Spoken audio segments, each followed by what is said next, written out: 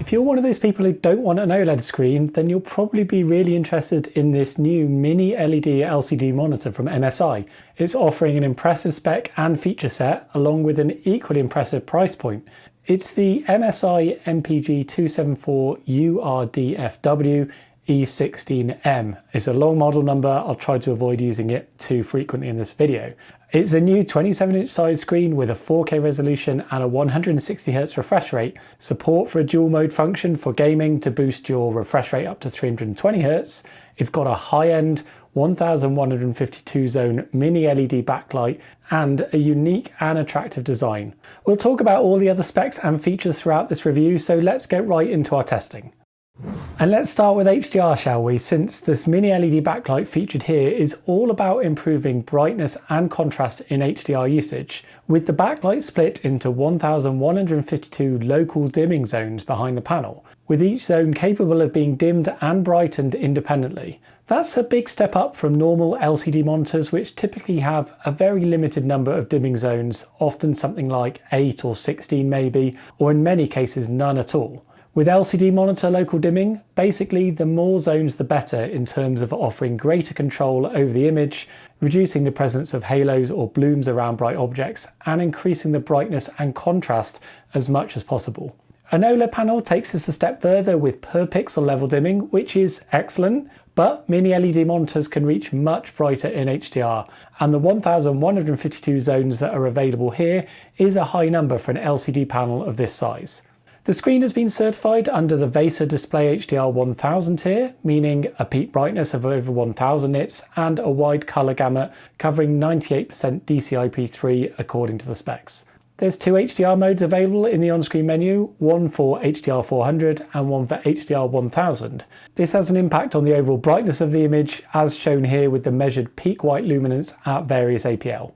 We expect most users will want to stick to the brighter HDR 1000 mode for a more impactful HDR experience. Note that for the smallest APL scenes, the darker scenes, the brightness is actually at its lowest, and that's toned down to try and help reduce the presence of halos and blooms around small highlights in dark scenes. And it's a sensible approach on mini LED screens like this. The brightness can reach up to higher for larger APL scenes, up to nearly 1700 nits in fact for the HDR 1000 mode, well beyond the advertised 1000 nits peak brightness. There's also control over the local dimming with levels 1, 2 and 3 available in the menu, as well as an offsetting which is pretty pointless in HDR as you'd get no improvement to contrast ratio over the native panel performance. The peak luminance increases as you turn that local dimming setting up, so you get the maximum brightness when using level 3. You can also easily see visually the significant improvements to the black depth and the strength of the backlight dimming when you shift up to level 3, with levels 1 and 2 having much lighter blacks visually and only improving the native contrast ratio a small amount. Only in the level 3 modes do blacks really start to look a lot better and the contrast ratio is improved massively. The customization mode allows you to tweak things a little bit to a finer level if you want to between all of those levels, but we think most users will want to stick with the maximum level 3 mode anyway. There's also an option called halo dimming in the menu, which is set to 100 by default, and that controls the performance of small areas of adjacent local dimming zones to a reasonable degree. Turning this setting down will increase the blooming and halos, but it may reduce some flashing artifacts a little. We think that most people will just leave this at its maximum 100 to reduce the halos, but it's there to tweak if you want to experiment. So, having settled on the preferred HDR 1000 mode and level 3 local dimming, we measured the accuracy of HDR. For this, we really need to consider the performance at different APL, with low APL representing darker scenes and high APL representing brighter scenes. The EOTF tracking is overall good, with some raising of brightness in dark and mid-grey shades as the APL increases, causing some loss of detail for lighter tones, but enhancing the overall brightness of the image. The main issue with the grayscale is the colour temperature and RGB balance, where the blue channel is far too high for lower APL scenes. This balances out properly as you get to around 50% APL and higher, with a good colour temper and white point there, only slightly too cool. But in the lower APL scenes, the blue channel is much higher, causing an obvious blue tint to mid and light grey shades, and an overly cool colour temp and white point. It should be possible to achieve an accurate grayscale temp in all scenes, but if it is a challenge for whatever reason, then it's probably better to have it this way round, where the higher APL scenes show the better colour temp and don't appear too cool, with only the low APL scenes shifting to a cooler appearance. But we'd have hoped for solid accuracy in all scenes really. The other presets mode in the professional and game menu don't seem to actually change anything, and we can only assume that those aren't working as intended at this time. There's no user control over the colour temp in HDR mode, so we're stuck with this configuration, with no control over anything else really beyond the basic configuration options. Here's the common measurements for the screen at a 10% APL for completeness. You can see that the middle bar shows the actual versus target grey shades and the impact that the overly cool colour temp has on the mid and light grey shades. This gets better for higher APL as we discussed earlier. The other issue in HDR mode seems to be the shadow detail, which was poor. It's limited to a degree by the IPS panel, but the first visible grayscale shade was only RGB 11 in HDR, so you get some black crush in very dark scenes. Blooming and halos were minimal when using the screen from a head-on viewing position when using the level 3 setting. Blooming and halos do become more apparent as you move your viewing position to the side though. This is caused by the familiar IPS glow that you get on this kind of technology panel, and you get more obvious halos and blooming around bright objects in HDR. The screen is definitely better viewed from a head-on viewing position.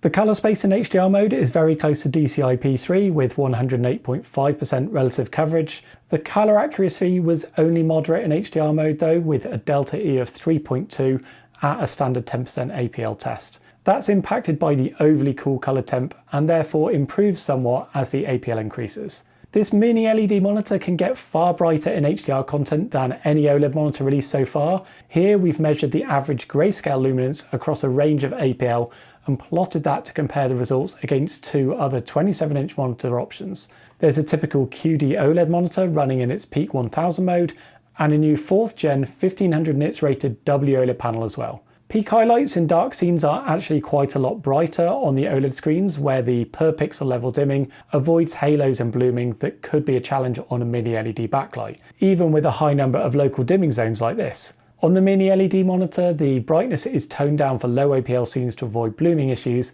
but once the APL increases above about 5%, the maximum brightness capabilities of the mini LED backlight far exceed what's possible from the OLED monitors, where ABL dimming is needed due to the way that OLED monitors are powered and how they work. It's no contest really in terms of the brightness capabilities of mini LED versus OLED, although keep in mind that you would need actual content to be mastered to these levels for the differences to be as substantial in real use. In some scenes there may not be as much visual difference as these figures suggest if the content isn't calling for a higher brightness anyway. The mini LED backlight can certainly support higher HDR brightness across a range of scenes than OLED panels can, without needing to dim as aggressively, and it's great to see this technology being used in the LCD market to enhance performance without raising the price tag too substantially nowadays. Let's take a look at SDR performance as well. Out of the box, the default Eco preset mode is deliberately set to be dark for energy saving, and so we switch straight away to the user mode to test the native performance and open up the full capabilities of the screen. Accuracy overall was good, although the gamma was too low in this mode, which results in some lost detail in mid to light grey shades. Colour temp and white point was slightly too warm, but only by a small amount, so we had a good grayscale accuracy. In this mode, the screen operates with its full native gamma, which extends a long way beyond the sRGB reference, as you can see here, up to around 141% relative coverage. That results in poor accuracy for SDR and sRGB colours, as is common on wide gamut screens. We'll look at ways to more accurately work with that kind of content in a moment. The native colour space of the screen is a bit closer to the DCI-P3 reference space as shown here, but still extends a bit beyond that even. Colour accuracy for DCI-P3 colours is reasonable now, but with the wide colour space it's still leading to oversaturation in red and greens. MSI provide 3 factory calibrated emulation modes in the menu for working with different content and target colour spaces. The sRGB mode offers improved accuracy with a gamma configured very closely to the sRGB gamma curve, pretty similar overall to 2.2 gamma. The grayscale and white point are slightly too warm again, but this causes only very minor variation in practice, and we had a good grayscale accuracy again. You have access to change the brightness control in this and the other emulation modes, but all other settings are basically locked for colour adjustments, unfortunately. Although at least the colour temp was nice and accurate here and close to 6500 Kelvin. The great thing about this mode is that it provides a very good clamping of the native colour space of the monitor back to sRGB, which then massively improves the colour accuracy for sRGB colours, which are now very good. This mode offers an accurate configuration and performance for working with SDR and sRGB content specifically. It's a similar story for the DCI-P3 emulation mode, which showed a nice accurate gamma and grayscale with a reliable clamping of the colour space back closer to DCI-P3. Colour accuracy was now very good for DCI-P3 content, a colour space often used for HDR content. MSI also helpfully provide an Adobe RGB emulation mode with a nice accurate gamma and grayscale again, and good clamping back to this colour space.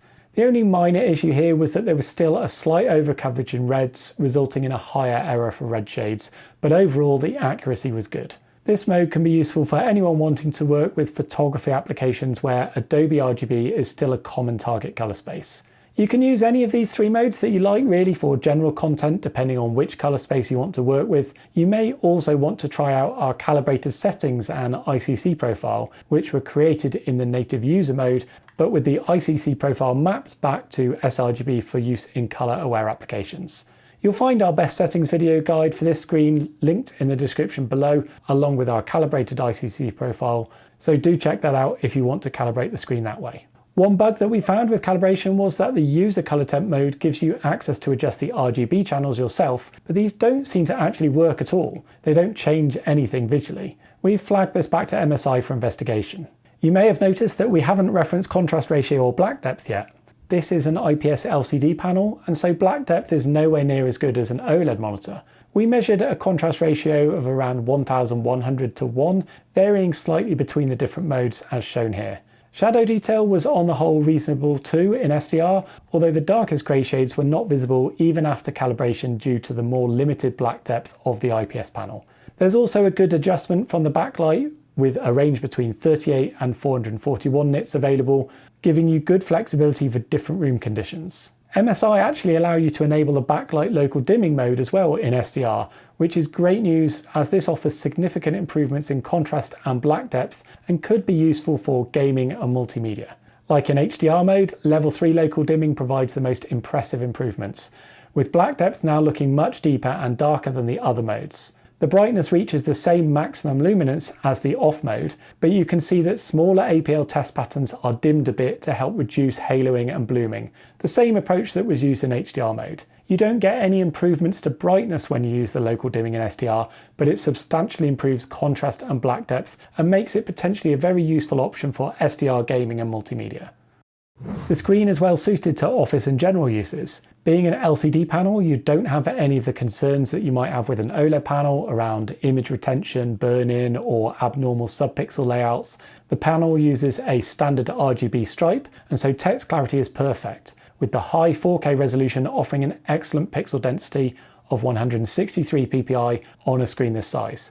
That gives you very sharp and crisp text and images. You'll need to use operating system scaling to handle the 4K resolution on a 27-inch size screen like this, with 150% scaling giving you the same equivalent desktop space as a 1440p monitor and is very comfortable to use, just with a sharper and clearer image thanks to the improved pixel density. Dropping to 125% scaling is also viable without making text and icons too small, giving you a 44% increase in desktop real estate compared with a normal 1440p resolution monitor. The screen has a standard matte anti-glare coating which handles glare and reflections really well, but it doesn't look as clear as a glossy screen coating would.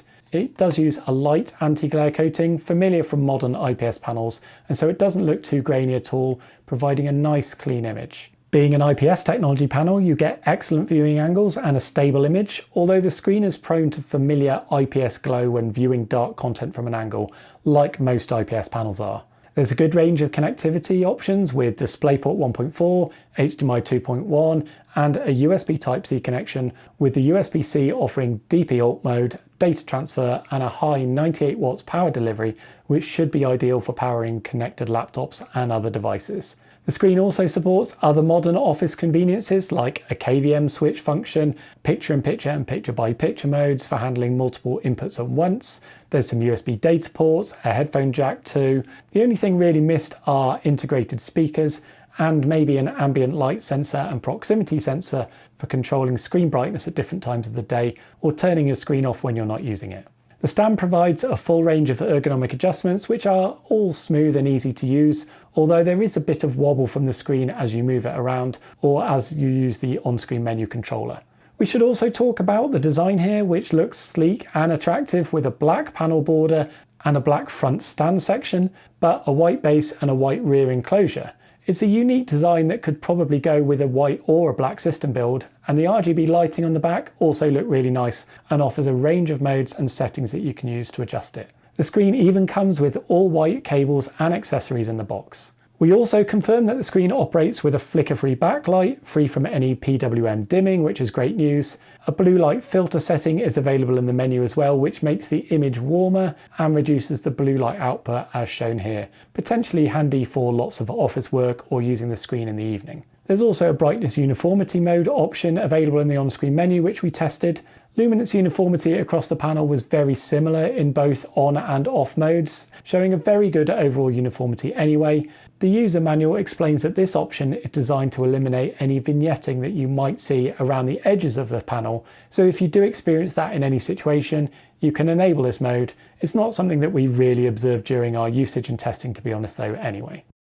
There's some really good gaming capabilities from the screen as well, obviously not reaching the super high refresh rates that you can find in the OLED market nowadays, where nearly all of the investment and focus has been for the last few years. But it's still very good with a 4K resolution and a 160Hz native refresh rate combined. So that makes it a great option for gamers who want to play highly detailed games with a focus on pixel density and image sharpness. The Mini LED backlight can help improve contrast significantly in gaming situations, and the screen offers great support for both SDR and HDR gaming. Adaptive Sync is available to support variable refresh rates with certification granted under the AMD, NVIDIA and VESA schemes for reassurance around VRR performance. Unlike OLED monitors, VRR flicker is not really an issue generally on IPS panels, and we saw no visible issues during any of our new VRR flicker testing. There's a setting in the menu to control the response time overdrive level with settings for off, fast and fastest available. We experimented with all of these during a range of different refresh rates and test situations and found that the fast mode seemed to offer the optimal balance between response times and overshoot levels. Here you can see the pixel response times in the fast mode at a range of refresh rates during VRR situations, from 60Hz at the bottom up to the maximum 160Hz at the top. The grey to grey response times remained pretty consistent at all refresh rates, at around 3.9 milliseconds grey to grey, which was good, keeping up with the refresh rate nicely in all of these instances. However, because there's no variable overdrive being used here, as the frame rate drops during VRR situations, the response times stay the same, but the overshoot levels increase. Variable overdrive technology is something that's used to control that, slowing down the response times a bit to help limit overshoot, but that's not being featured here on this screen. It's a key feature of screens with NVIDIA's G-Sync module and only rarely featured on other standard adaptive sync screens. As a result, you start to get more noticeable overshoot at the lower end of the VRR range, although it's not terrible in practice to be honest, and blurring and ghosting caused by the slow refresh rate is more of an issue at those frame rates anyway. Using the off overdrive mode reduces the overshoot, but adds more blur into the moving image, while the fastest mode increases the overshoot a fair amount, even visible at the maximum 160Hz in fact. We prefer the balance of the fast mode on this monitor. The screen also supports a dual mode function, something that we've seen and tested on a few WOLED monitors in recent times, and that's becoming more and more common in the LCD space now too. Through a simple option in the on-screen menu, you can activate dual mode, which will then drop your resolution by a quarter to 1080p, but allow you to double your refresh rate up to 320Hz. This can be useful in certain gaming situations where you might want to prioritize frame rate and speed over image detail and resolution. With 1080p fitting into the panel's native 4K resolution by an integer factor of 4:1, the image isn't too blurry or pixelated in games, especially if you're using a controller and move your viewing position back further. It's not nearly as sharp and clear as 4K of course, but for multimedia and gaming it isn't terrible by any means, and this feature could well be useful for some people we think. Not something that you'd want to use for general office or desktop applications though of course, but something that may be useful in gaming. The response time performance during VRR situations in the dual mode operation is basically the same at 60Hz and 160Hz as shown here, and at the maximum 320Hz now available, the response times remain basically the same, measured at 4.4 milliseconds grey to grey, but with basically no overshoot at all when using the fast overdrive mode. The problem with the dual mode 320Hz operation is that the grey to grey transitions are now too slow to reliably keep up with the frame rate, with only 37% of the transitions within the refresh rate window. That leads to some added smearing on moving content, although it's not a major issue in practice as many of the transitions are still quite close to the target. The image just doesn't look as sharp as it would if the response times were faster and could keep up. You could maybe consider bumping up to the fastest overdrive mode, which speeds up the grey to grey response times a little, but it comes at the cost of increasing the overshoot as the refresh rate lowers, which is an unnecessary sacrifice we think. At 320Hz, the poor refresh rate compliance is still offset by the improved motion clarity that the higher refresh rate offers, as you can see here from these pursuit camera photos, which capture real-world perceived motion clarity in practice in the 160Hz and 320Hz modes. There's a decent improvement when using the dual mode function, which along with the improved latency and fluidity of a higher refresh rate, some gamers will value. There's an extensive range of gaming settings and extras on offers from this screen, all of the familiar modes and features that you'd expect really from a modern MSI monitor, including an option to simulate a smaller 24.5-inch screen size if you want. MSI also provide an MPRT blur reduction mode, which operates a strobing backlight function for improving the motion clarity further. You can enable this easily in the menu, and if you had adapter sync enabled before, it takes around 5 seconds to auto switch from that to the MPRT mode. When you disable MPRT mode, you would need to re-enable adaptive sync though manually if you want to use that again. MPRT is available only at the fixed refresh rate shown for anything above 85Hz according to the user manual, but it's not available at the same time as VRR sadly. The only fixed mode missing really is 60Hz operation, but single strobing at that frequency causes very obvious flickering, so only super enthusiasts will probably miss that option really. It can also operate in dual mode at the maximum 320Hz, which is good, and we confirmed that at each of the refresh rates, the strobing was in sync with the refresh rate as intended. Some people like these modes for gaming, while others may not want to sacrifice support for VRR or put up with potential eye strain from the flickering of the backlight. There's no further controls for strobe timing or strobe length, it's just a simple on-off mode, and so it's pretty locked down, which might be frustrating for those who like to tinker. One pretty significant problem though with MPRT mode is that the brightness control is completely locked in this mode for some reason, meaning you have no control to make the screen brighter or darker if you want to. We measured a fixed 201 nits luminance in MPRT mode, which was decent from a brightness point of view, but the lack of user control is disappointing and may render it impractical to some usage scenarios. We fed this back to MSI to see if it can be changed in a future firmware update. It seems strange to have this completely locked at the moment. There are good improvements in motion clarity as you track moving objects across the screen, as you can see here, with a sharper and clearer image. It makes a substantial difference actually compared with the off mode.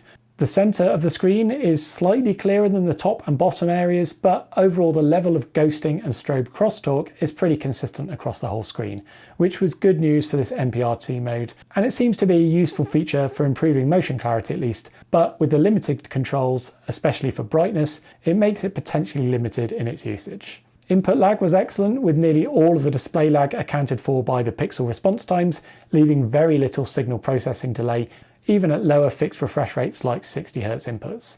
Console support was mostly very good, with the screen offering HDMI 2.1 connectivity to support 4K at 120Hz devices. There's no support for 4K 24Hz or 4K 50Hz content according to an Xbox Series X, but there is support for VRR, which is good to see, as long with things like HDMI CEC. The MPRT blur reduction mode can also be used at 120Hz for consoles, which is useful to improve motion clarity as long as you don't mind the limitations we've just talked about. This new Mini LED monitor from MSI offers some great performance and an impressive feature set if you're looking for an LCD monitor instead of one of the massive range of OLED monitors being released at the moment. The combination of 4K and 160Hz refresh rate is great for a wide range of uses, with useful additional gaming features like dual mode 320Hz being a nice bonus for certain gaming situations, we thought. The MPRT blur reduction mode did well at improving motion clarity, but the inflexible configuration controls are disappointing for that right now. You also won't get the super fast response times and super high refresh rates available from OLED monitors, but it's a screen more focused on image detail and resolution, and 4K 160Hz is still very good for the LCD space. Console support was good and input lag was also excellent, so it's a screen that handles gaming pretty nicely. The Mini LED backlight offers some impressive performance for HDR with greatly improved contrast and very high brightness capabilities, along with a high number of local dimming zones for great content control. There were some issues with the colour temp and colour accuracy for lower APL darker scenes, but brightness was a definite strength of this technology for an impressive HDR experience. There's a wide range of modes for SDR usage, which offers great accuracy for different content in usage, and it's useful to see the Mini LED local dimming also available in SDR to enhance contrast in multimedia and gaming. There's also a wide range of connectivity options and extras featured on this model, and this is all offered even with an attractive price point. It's due to be released sometime soon, likely in October we're told in the UK, at an MSRP of £449, or a little later, probably around December time in the US at a price of $499 US. We'd expect to see some at launch and Black Friday offers probably during Q4 as well, which would make it even more attractive. It's definitely one to check out if you're after a high-end LCD monitor. We'll leave links in the description for where you can check out latest availability and pricing for your region.